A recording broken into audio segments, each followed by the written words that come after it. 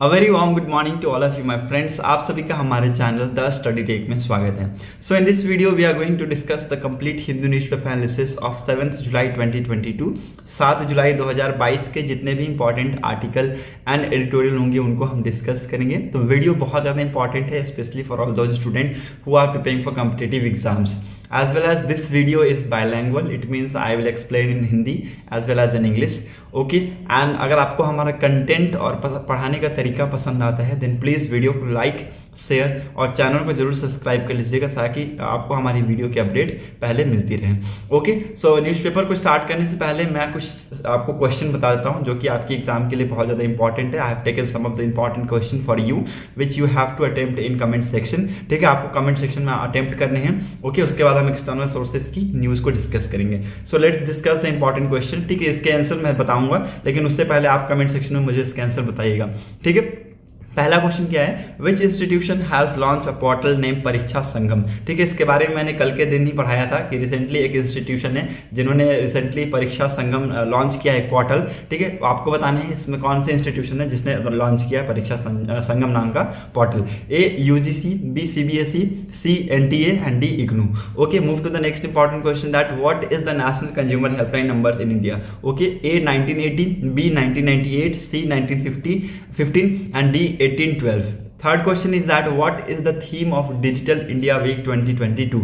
Recently Digital India Week 2022 celebrate किया गया है। ठीक है, और इसकी थीम क्या थी ये आपको बताना है। ए कैटलाइजिंग न्यू इंडिया टेकर्स, ठीक है, B India's digital startup, C local to global and D Atmanirbhar startup ecosystem. Okay fourth important question that is Lisbon का डिक्लेरेशन हुआ था अभी रिसेंटली, हम सबने देखा था लिस्बॉन का डिक्लेरेशन हुआ था। ठीक है, which was seen in the news is associated with the conservation of which entity।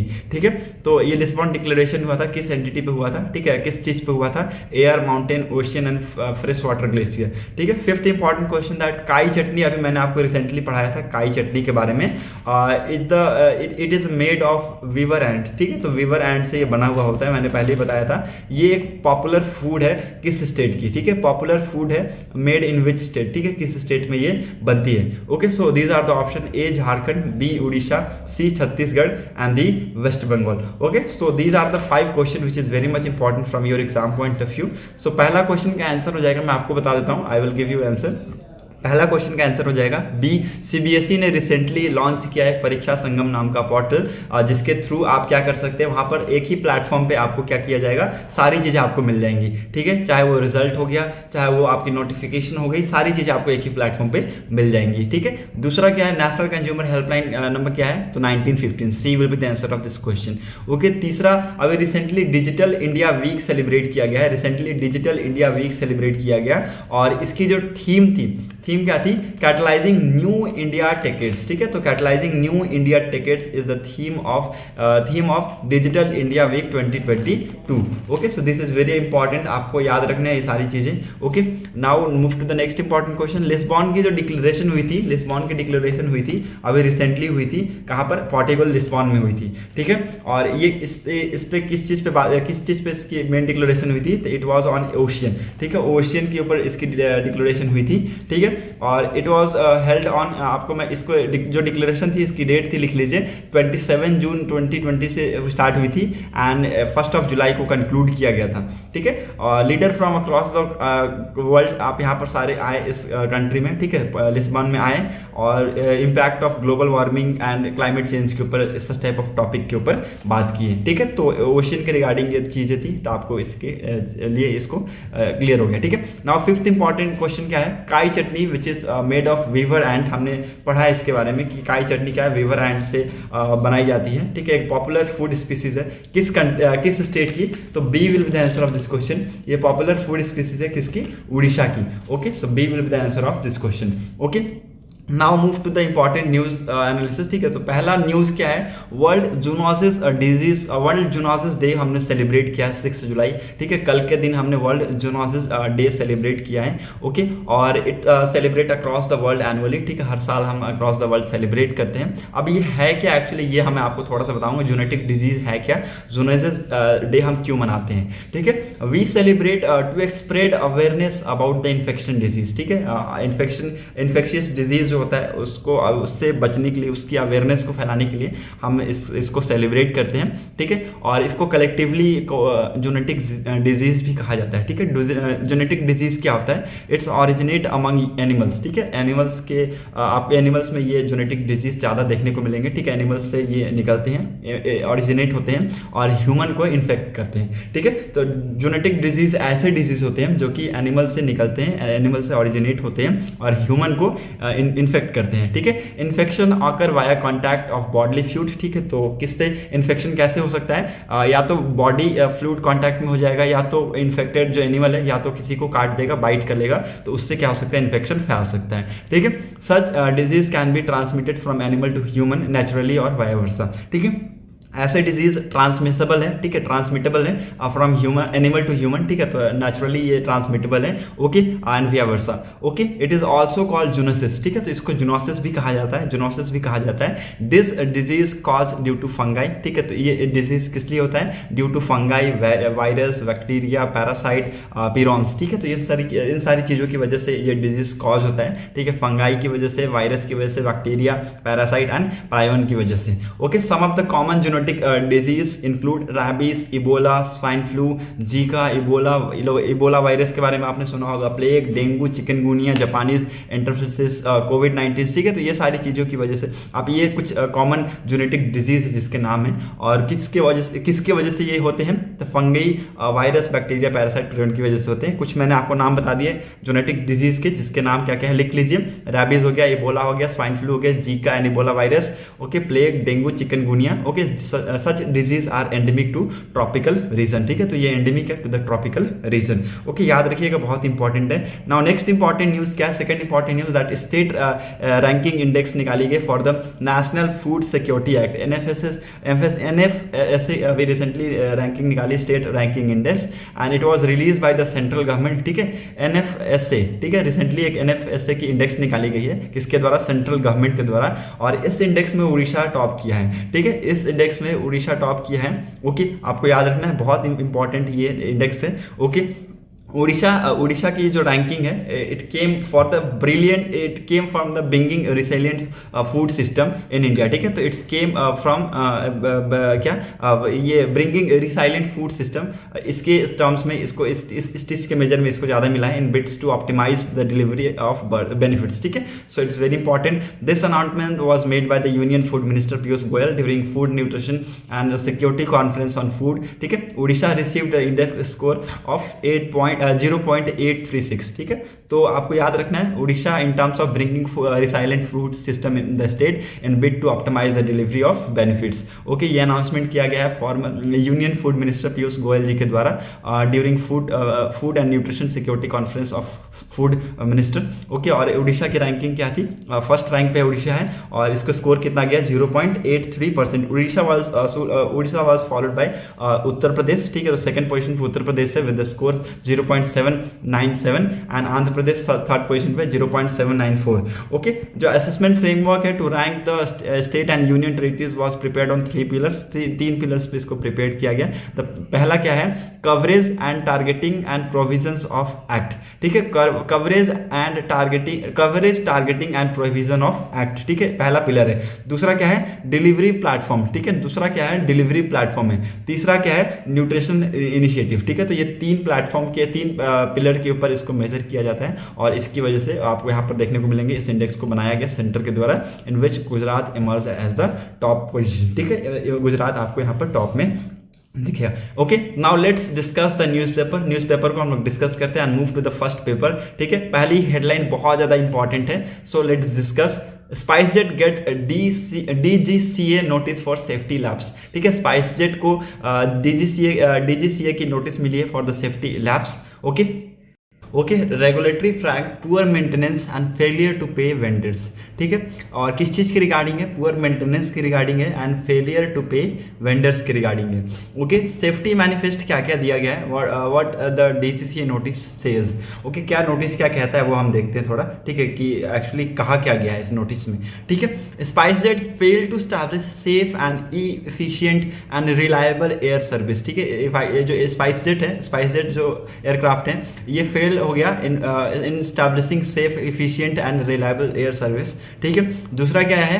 A review of recent incident shows airline either force to turn back aircraft on many occasion और continued flight with degraded safety margins, ठीक है। तो एक ऐसा review किया गया जिसमें recently ये दिखाया गया कि जो इंसिडेंट्स है ये दिखा रहे हैं कि एयरलाइंस या तो आइदरली फोर्स बैक हो रही है फॉर मेनी ओकेजन्स, ठीक है, ऑन मेनी ओकेजन्स वो या तो टर्न बैक हो जा रही है या फिर क्या कर रही है, कंटिन्यू कर रही है विद डिग्रेडेड सेफ्टी मार्जिन्स, ठीक है। तो डिग्रेडेड सेफ्टी मार्जिन्स के साथ ही वो चल रही है, ठीक है। तीसरा चीज क्या बताया गया कि fall in standard due to poor internal safety oversight and failure to carry out aircraft maintenance. Okay, चौथा क्या बताया गया? फेलियर टू पे वेंडर्स, ठीक है। Failure to pay vendors on time led to a shortage of spare and according to financial statement in September 2021, ठीक है। ये financial statement in September 2021 में बताया गया कि फेलियर टू पे वेंडर, वेंडर क्या होता है? A person who is selling something, ठीक है, एक ऐसा पर्सन जो कुछ बेच रहा होता है, ठीक है, सेलिंग समथिंग, और वेंडर्स को पे नहीं कर पा रहे हैं ऑन टाइम पे, ठीक है। तो इसकी वजह से एक शॉर्टेज देखने को मिल रही है ऑन स्पेयर पार्ट्स में। Okay, and in an implicit warning the DGCA says airline permits to operate commercial flights and valid to till 2023, ठीक है। सो अगेन वेरी इंपॉर्टेंट, जो दुबई की bound SpiceJet Boeing 737 max aircraft है that has landed in Karachi on Tuesday after fuel indicators and malfunctions, ठीक है। तो कराची में इसको उतारना पड़ा, इस एयरक्राफ्ट को, बोइंग की 737 मैक्स एयरक्राफ्ट को इसको कराची में लैंड कराना पड़ा फ्यूल इंडिकेटर माल फंक्शनिंग की वजह से। ओके, और इसी की वजह से इशू ये नोटिस दिया गया है किसके द्वारा? DGCA के द्वारा ये इशू नोटिस किया गया to SpiceJet. Okay, so poor maintenance, ये सारी चीज़ें आपको याद रखनी है और कुछ इतना इंपॉर्टेंट नहीं है, ठीक है। और ये DGCA के द्वारा कहा गया है कि उन्होंने नोटिस भेज के उसके चेयरमैन और मैनेजिंग डायरेक्टर अजय सिंह को कहा है and they have given 3 week to explain why the action should not been taken against airline, ठीक है। इसके रिगार्डिंग कोई एक्शन क्यों नहीं लिया गया। Capital to host India's biggest shopping festival, and इसको हम डिस्कस करेंगे बहुत डिटेल में, पेज नंबर 3 में आया हुआ है, तो हम लोग वहाँ पर इसको डिस्कस करेंगे। बहुत इंपॉर्टेंट फेस्टिवल होने वाला है from 28 of Jan 2023 to 26 of February next year. Okay, तो ये बहुत इंपॉर्टेंट है, सो इसको हम डिस्कस करेंगे on the third page. Now move to the next important article. Domestic LPG के जो प्राइस है it has been increase by 50 rupees, ठीक है। तो 50 रुपीज़ बढ़ा दिया गया। Household in Delhi now need to pay 1053 पर सिलेंडर। ओके, तो 1053 पर सिलेंडर देना पड़ेगा इन दिल्ली, ठीक है। और ये प्राइस लेटेस्ट इंक्रीज किया गया है for the non subsidize cylinders, ठीक है। नॉन सब्सिडाइज सिलेंडर्स अब बढ़ चुके हैं दिल्ली में 1053, ठीक है। एंड अगर आप देखें तो पहले 1003 थे, लेकिन अभी ये बढ़ चुके हैं 1053 पे 50 रुपये जैसे बढ़ा। मुंबई में 52 है और चेन्नई में 68 है, और यहाँ पर आप देखिए कोलकाता में 79 है, ठीक है। तो हर जगह डिफरेंट प्राइसेस आपको यहाँ पर देखने को, ठीक है। आप याद रखिएगा कि रिसेंटली डोमेस्टिक LPG की जो प्राइस है वो रिसेंटली इंक्रीज की गई है बाई 50 रुपीज़, ठीक है। Now move to the next important article, let's see another important article, ठीक है। जैसा कि मैंने आपको बोला था, हमने तीसरे पेज नंबर में हम पढ़ने वाले city to host India's biggest shopping festival, ठीक है। Delhi shopping festival to be held in February 2023, 2023 में जनवरी 28 से लेकर फरवरी 2023 में 26 फरवरी तक ये फेस्टिवल लगाया जाएगा, शॉपिंग फेस्टिवल लगाया जाएगा दिल्ली में, ठीक है। और it will generate thousand of jobs and it will also boost tourism, ठीक है। बहुत इंपॉर्टेंट ये मूव्स लिया गया है न्यू दिल्ली के सरकार के द्वारा। हमारे न्यू दिल्ली के जो चीफ मिनिस्टर अरविंद केजरीवाल जी, उन्होंने कहा है कि ये जो फेस्टिवल है इसकी वजह से थाउजेंड्स ऑफ जॉब्स क्रिएट होंगी और it will also boost tourism, ठीक है। टूरिज्म को बहुत ज़्यादा एक बूस्टअप मिलेगा इसके थ्रू, ठीक है। और यहाँ पर जो फेस्टिवल में चीज़ें होंगी it will B at low cost, ठीक है। तो बहुत लो कॉस्ट पे ये चीज़ें आपको मिल जाएंगी और it aim to attract people from across the world and also boost local tourism and generate employment for the city residents, ठीक है। तो सिटी रेसिडेंट के लिए एम्प्लॉयमेंट जनरेट करने के लिए एक बहुत अच्छा ये कहा गया है। और ये जो सारी चीज़ें शॉपिंग में होंगी और ये आपको अनमैच डिस्काउंट पे मिल जाएंगी, मतलब बहुत ही एक हैवी डिस्काउंट पे आपको मिलने वाली ये चीज़ें, ठीक है। तो रेडी रहिएगा शॉपिंग करने के लिए, दिल्ली वालों आप सबके लिए एक बहुत अच्छा ऑफर है। ओके, अब मैं आप सबको बता दूँ कि एक बहुत ही इंपॉर्टेंट, ये India's biggest shopping festival conduct कराया जाएगा इन दिल्ली नेक्स्ट ईयर। 26 डेट याद रखिएगा, 25 जनवरी से लेकर 26 फरवरी लास्ट रहेगी डेट, ठीक है।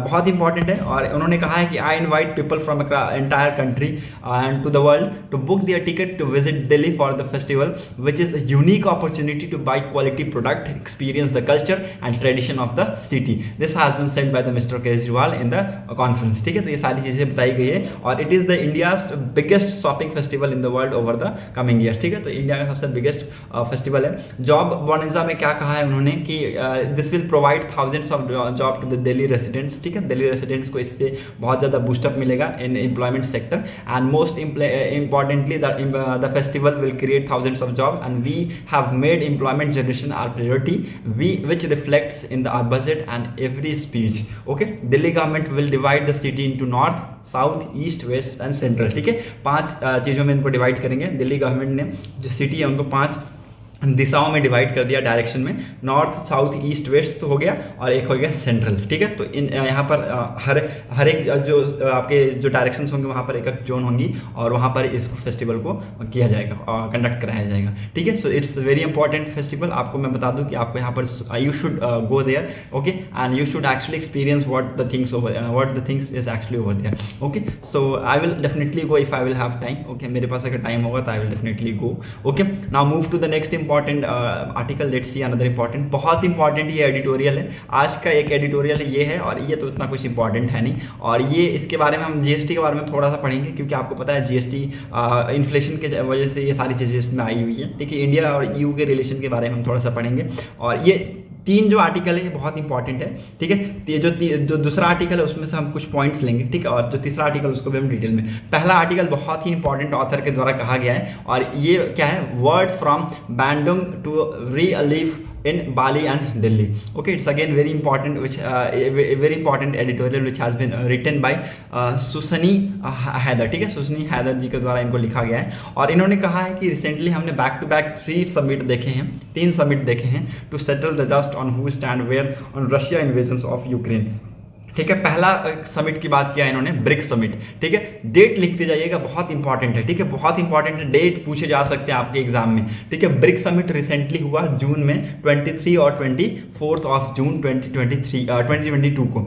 ठीक है। उसके बाद फिर जस्ट आफ्टर दैट ओनली 1-2 दिन के बाद फिर आपको यहाँ पर G7 की समिट आपको यहाँ पर देखने को मिली, ठीक है। G7 की समिट आपको यहाँ पर देखने को मिली 26 और 27 को, ठीक है। उसके बाद आपको नाटो की समिट यहाँ पर देखने को मिली मैद्रिद में, ठीक है। नाटो की समिट कहाँ हुई थी, मैद्रिद में हुई थी। G7 की समिट कहाँ हुई थी, आपको यहाँ पर जर्मनी में हुई थी, और ब्रिक्स की समिट चाइना में हुई थी, ओके। सो बहुत इंपॉर्टेंट है, डेट याद रखिएगा, वेन्यू याद रखिएगा, ठीक है। नाटो की समिट हुई थी मैद्रिद में 29 ऑफ जून को, ओके। तो prime minister Narendra Modi ji BRICS की मीटिंग अटेंड किए, G7 की मीटिंग अटेंड किए, बट नाटो की मीटिंग नहीं अटेंड किए, ठीक है। He was not being invited, ठीक है। तो नाटो की मीटिंग नहीं अटेंड किए, बट ब्रिक्स की meeting as a member of BRICS, ठीक है, उन्होंने अटेंड की। एंड इवन G7 को वो मेंबर नहीं है, G7 के वो मेंबर नहीं है, but due to the special invitation made by the Germany government, ठीक है। हमारे प्राइम मिनिस्टर नरेंद्र मोदी जी वहाँ पर गए, विजिट किए, और साथ ही साथ उनके साथ साथ Argentina, Indonesia, Senegal and south Africa, ठीक है। Argentina, Indonesia, India, Senegal, south Africa, ये 5 ऐसे कंट्री है जिनको स्पेशल इन्विटेशन के तौर पे बुलाया गया है। लिख लीजिए, ये 5 कंट्री के नेम बहुत इंपॉर्टेंट है, आपको ऐसे करके पूछ सकता है कि which of the country has been invited to the G7 special invitation के तौर पर G7 मीटिंग में बुलाए गए थे, ठीक है। और इन्हीं में से आपको ऑप्शन डाल देंगे, और कुछ एक ऐसा ऑप्शन होगा जो आपको लैकिंग में नहीं होगा, ठीक है। तो आपको वहाँ पर अटेम्प्ट करने में प्रॉब्लम आ सकती है, ठीक है। तो इसकी वजह से आप इसको लिख लीजिए, बहुत इंपॉर्टेंट है। Argentina, Indonesia, Senegal, India and south Africa, ठीक है, याद रखिएगा। India was not the part of NATO summit and which include the outreach of United States Indo-Pacific Treaty allies Japan, South Korea, Australia and New Zealand, okay. So these are the things which you need to understand. Some of the impact will be made clear this week as India External Affairs Minister S. Jaishankar attend the foreign minister meetings of G20, ठीक है। G20 की अभी recently meeting attend करेंगे हमारे external affair minister S Jaishankar ji, okay, जिसको host किया है किसने, इंडोनेशिया इस बार होस्ट कर रहा है, ठीक है। और ये जुलाई 7, साइड को मिलने वाला है, आपको देखने को मिलेगा। और ये बहुत इंपॉर्टेंट मीटिंग होने वाली है, क्यों? क्योंकि इसके बाद टेक ओवर करेगा कौन? इसके बाद G20 की जो प्रेसिडेंसी है वो कौन टेक ओवर करेगा? इंडिया टेक ओवर करेगा। ओके, G20 बहुत ही इंपॉर्टेंट है, G20 बहुत ही इंपॉर्टेंट है as compare to G7 and BRICS, because G20 में बहुत सारी emerging countries, developed countries lie करती हैं। ओके, और G20 की जो मीटिंग है, G20 की मीटिंग अगले साल हमारी कंट्री में होगी। ठीक है, अगले साल हमारी कंट्री में होगा। और मैं आपको बता दूं कि India will be the presidency for the G20 meeting in 2023। India will take over as the presidency of G20। Okay, और G20 की जो समिट्स है अभी नवंबर में होगी, जिसको इंडोनेशिया होस्ट करेगा, वो भी इंपॉर्टेंट है, ये बाली में कंडक्ट कराई जाएगी। ओके, इसमें G20 में वर्ल्ड लार्जेस्ट इकोनॉमी है, और इसको एज कम्पेयर टू G7 और ब्रिक्स बहुत ही एक जाना माना ग्रुप माना जाता है। ठीक है, बिकॉज इसमें 19 कंट्रीज और एक यूरोपियन यूनियन इसके अंदर लाई करता है। ओके, सो इसलिए G20 को बहुत ही मजबूत ऑर्गेनाइजेशन माना जाता है। ठीक है, नाउ ब्रिक्स और G7 NATO, BRICS G7 NATO. ठीक है, ब्रिक्स के बारे में आपको मैंने पहले बता दिया, 5 कंट्रीज में लाई करते हैं, Brazil, Russia, India, China, south Africa. और इस समिट को होस्ट किया था चाइनीज प्रेसिडेंट शी जिनपिंग ने। Virtual format was significant as it was the first such multilateral grouping. ठीक है, रशियन प्रेसिडेंट आफ्टर फरवरी 24, 2022 के बाद ये पहली मीटिंग थी जिन्होंने रशिया प्रेसिडेंट ने अटेंड किया, व्लादिमीर पुतिन जी ने। ओके, और आपको पता है डेट 24 फरवरी 2022 का दिन तो याद ही है, the day where Ukraine was invaded. ठीक है, तो ये उस दिन से अब तक ये अब जाके मिले हैं। ठीक है, ब्रिक्स में मिले थे ये, और बहुत सारी वेरियस चीज़ों पे बात किया इन्होंने। ठीक है, पहला मेन इंपॉर्टेंट मुद्दा था, that is unilateral economic sanction impose by the US and European Union. ठीक है, और हमारे प्राइम मिनिस्टर नरेंद्र मोदी जी ने भी कहा है इन द समिट कि we are with the Russian. ठीक है, हम रशियन के साथ हैं। India refuse to shun Russia. ठीक है, India has refuse to shun Russia and agree to set aside 2 year stand off with the China people Liberation Army at the Line of Actual Control in favour of multilateral meetings such as BRICS, Shanghai cooperation. ठीक है, संघाई corporation organisation. ठीक है, जब देखिए China के हमारे साथ नहीं बनती है, हमारी उनके साथ ऑफकोर्स चाइना अगर हमारे साथ नहीं बनाएंगे, अच्छे से बिहेव नहीं करेंगे, तो हमारी कैसे बनेगी? जाहिर सी बात है। ठीक है, तो ऑफकोर्स ब्रिक्स का कोई मतलब ही नहीं, क्योंकि दोनों की कंट्री के बीच में बहुत सारे डिस्प्यूट्स हैं। ठीक है, लैंड डिस्प्यूट्स बहुत सारे, चाइना नहीं मानता है लद्दाख को, चाइना नहीं मानता है अरुणाचल प्रदेश को, बट US ऑफिशियली इसको मानता है। ठीक है, US मानता है कि अरुणाचल प्रदेश इंडिया का पार्ट है, इंडिया का इंटीग्रल पार्ट है। ठीक है, तो चाइना को क्या प्रॉब्लम है मुझे समझ में नहीं आता है। ठीक है, तो ये सब सारी चीज डिस्कशन हुई है इस मीटिंग में। ओके, और अभी रिसेंटली बताया गया कि जो ब्रिक्स की न्यू डेवलपमेंट बैंक है, it has approved 17 loan totalling $5 billion for Russia energy and infrastructure project. ठीक है, रशिया की एनर्जी और इंफ्रास्ट्रक्चर प्रोजेक्ट के लिए जो न्यू NDB है, ये रिसेंटली $5 बिलियन तक का लोन प्रोवाइड कर चुका है to Russian energy and infrastructure projects. Okay, बहुत इंपॉर्टेंट है ये, लिख लीजिए इसको। And the contingent reserve arrangement CRA and BRICS payment task force for the coordination better between their central banks for an alternative to the SWIFT payment system. ठीक है, it is for the SWIFT, it is alternative of the SWIFT payment system. ठीक है, SWIFT payment system की alternative है। Mr. Putin also proposed building to the global reserve currency. ठीक है, global reserve currency को इन्होंने propose किया, बनाने की बात की गई है। Okay, based on basket of currencies and trading in local currencies, Russia also committed to provide more oil and coal supplies to the BRIC nation. लिख लीजिए, बहुत इंपॉर्टेंट ये पॉइंट दिया गया है किसके द्वारा? रशिया के द्वारा इन द ब्रिक्स मीटिंग, कि रशिया कमिट करता है कि they will provide more oil and coal supplies to the BRICS countries which will no doubt raise red flag in the west. Okay, as will the possible admissions of countries such as Argentina and Iran that have applied to the BRICS mechanism. ठीक है, तो possible mechanism admission, Argentina and Iran want to join the BRICS. ठीक है, Argentina and want to take the membership of BRICS, but अभी देखते हैं क्या कुछ बात BRICS के एक्सपेंशन की बात चल रही है। ठीक है, और इन्होंने कहा है रशिया ने कि हम प्रोवाइड करेंगे, जो भी BRICS कंट्रीज हैं उनको ऑयल प्रोवाइड करेंगे, कोल सप्लाईज प्रोवाइड करेंगे। ठीक है, और इससे जो वेस्टर्न कंट्रीज है उसमें ऑफकोर्स रेड फ्लैग एक टाइप का वहाँ पर देखने को मिलेगा। ओके, सो ये सारी चीजें आपको याद रखनी है। G7 में कौन कौन से मेंबर है? US, UK, रशिया, G7 में रशिया को एक्सपेल कर दिया था, G8 था पहले, रशिया को 2014 में एक्सपेल कर दिया गया था। Okay, US, UK, Canada, France, Germany, Italy, Japan and European Union. ठीक है, यूरोपियन यूनियन अलग से है, और ये सारी चीजें इन सब ने मिलकर रशिया पे टारगेट किया था। Of course in the G7 summit Russia पे टारगेट किया था regarding the invasion of Ukraine.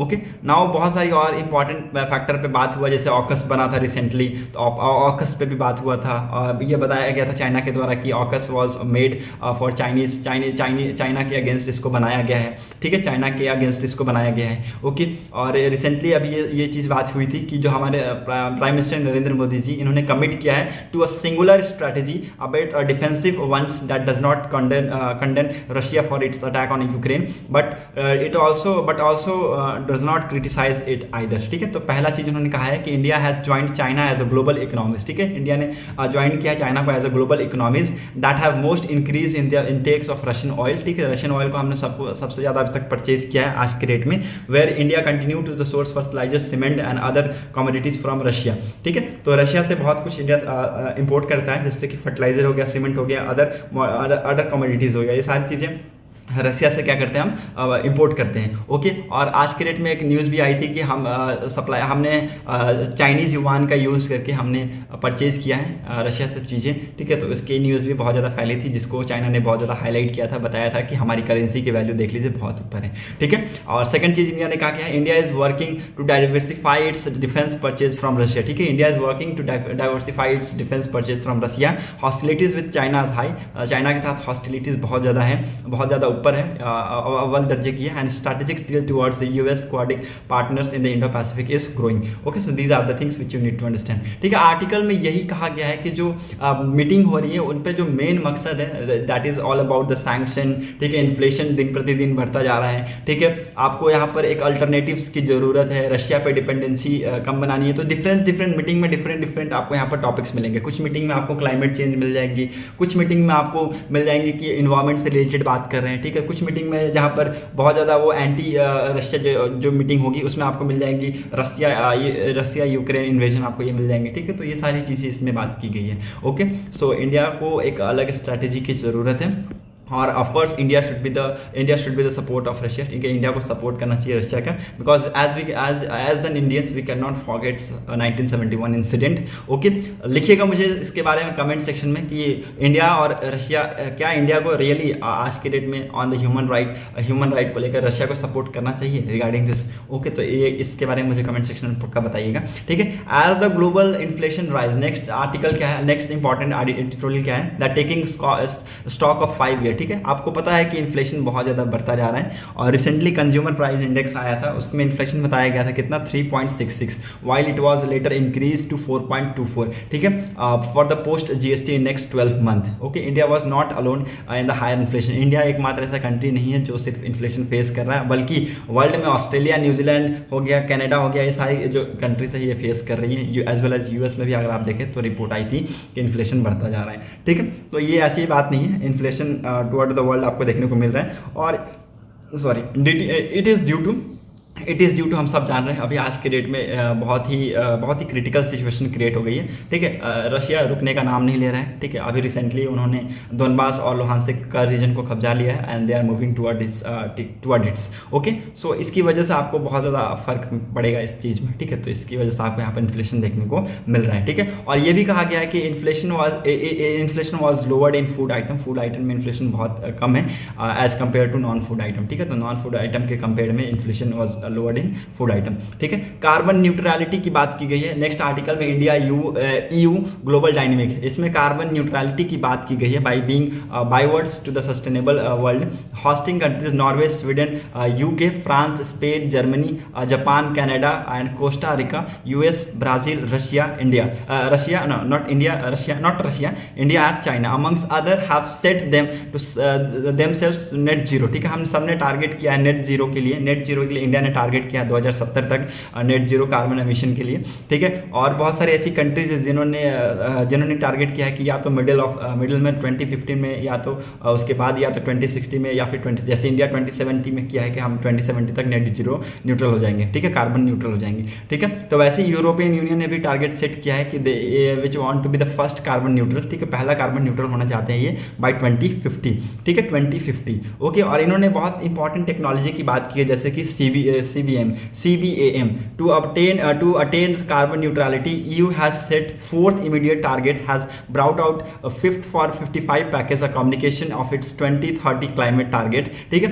एक ऐसा प्लान जिसको EU के द्वारा बताया गया, ठीक है, ये CBAM क्या है? Carbon border adjustment mechanism. Carbon border adjustment mechanism एक ऐसा मैकेनिज्म है जिसके जो भी कार्बन इंटेंसिव प्रोडक्ट्स होंगे, जैसे कि सीमेंट हो गया, ठीक है, इलेक्ट्रिसिटी के कुछ प्रोडक्ट्स होंगे, तो इससे बहुत ज़्यादा कार्बन निकलते हैं। तो एक्चुअली इसको सॉल्व करने का काम करेगा ये कार्बन बॉर्डर एडजस्टमेंट मैकेनिज्म, ठीक है, and it has been imported by the European Union. Okay, now इसके बारे में मैंने आपको बता दिया कि CBAM का काम क्या है, विच taxing the import good based on difference carbon used in the production of domestic and imported goods। ठीक है, imported goods में या फिर domestic goods में, या तो domestic goods में अगर कार्बन का यूज़ किया जा रहा है तो उसको ये क्या करेंगे, उस पर भी ये टैक्स लगाने का काम करेंगे, and that tax will be used in the parliament. ठीक है, इन द आपके GST में आपको वो टैक्स यूज होता हुआ आपको दिखा जाएगा। ठीक है, now CBAM however it will completely came into force in 1 जनवरी 2026। ठीक है, पूरी तरह से ये कब काम में आएगा, ठीक है,